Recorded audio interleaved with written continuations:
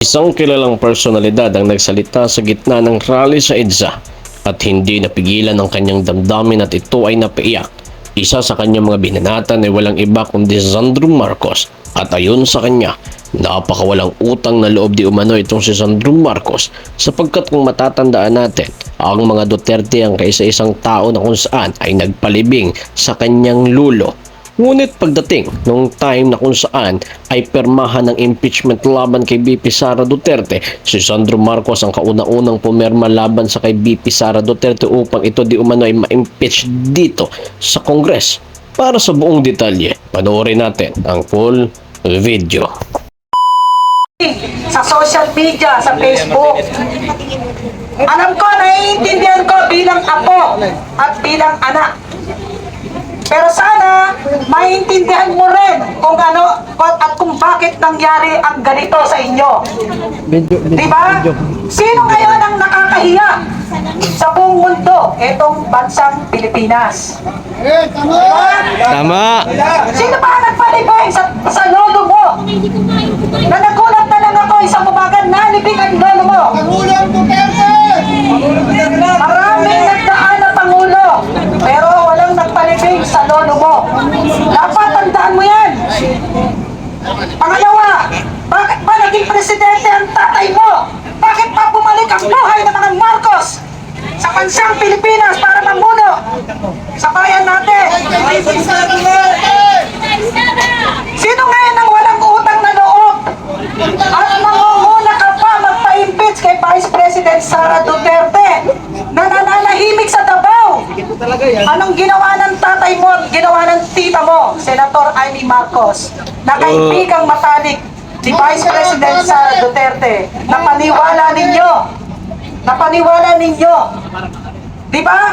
Hindi ba maliwanag na binudol ninyo ang aming Vice President Sara Duterte na nangangarap kami na mamuno siya sa bansang Pilipinas. Pero ang gusto ni Vice President Sara Duterte maging mayor na lamang sa Davao. Tapos ngayon, maglalabas ka ng hinaing mo, wala kayong karapatan lahat na ipa-impeach si Vice President Sara Duterte. 32,280,417 ang may karapatan magpa-impeach kay BP Sara Duterte at isa ako doon.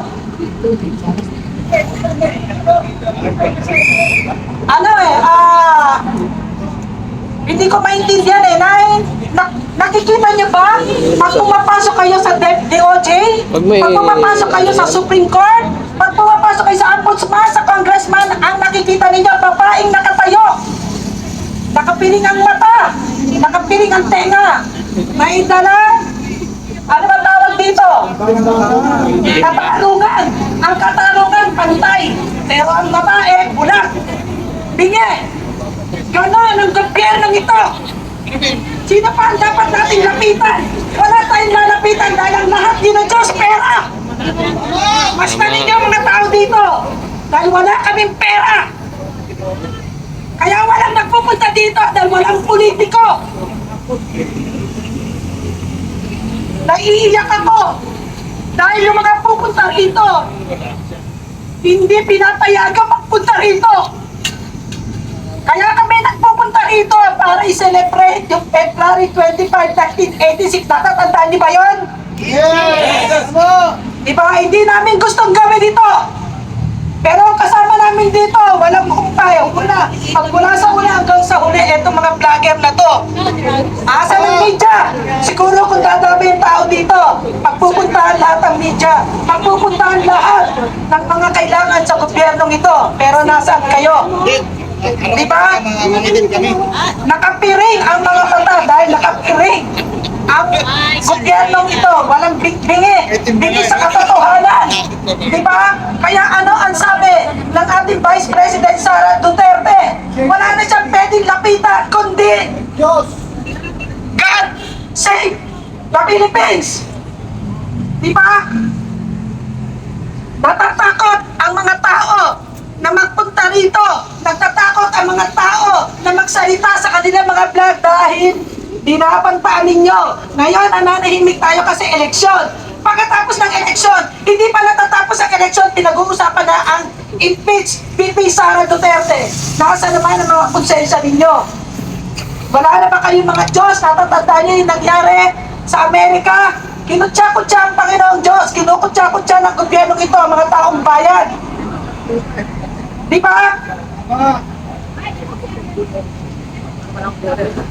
Sino ang tatayo para sa mga taong bayan? Tayo. Hindi na pinag-uusapan ngayon ang BICAM. Di ba? Ang korupsyon, hindi na pinag-uusapan. Hindi na pinag-uusapan ngayon ang addiksyon.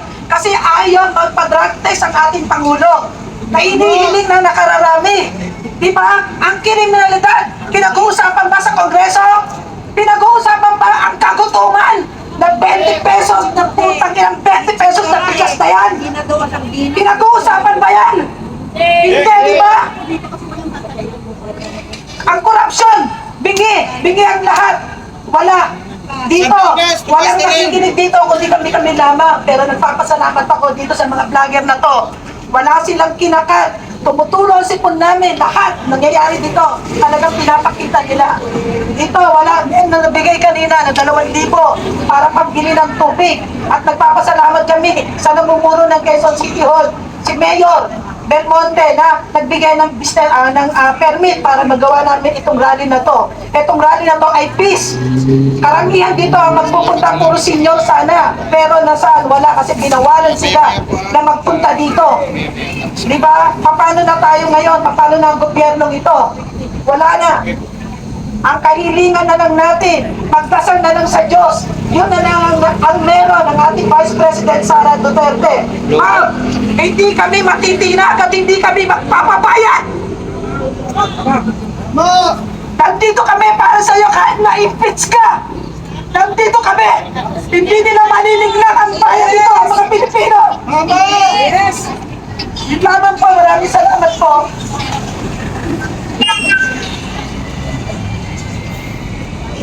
Thank you, ma'am.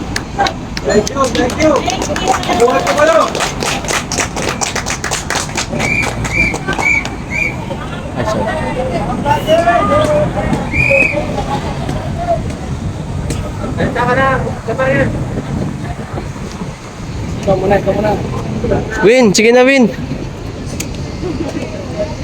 Ito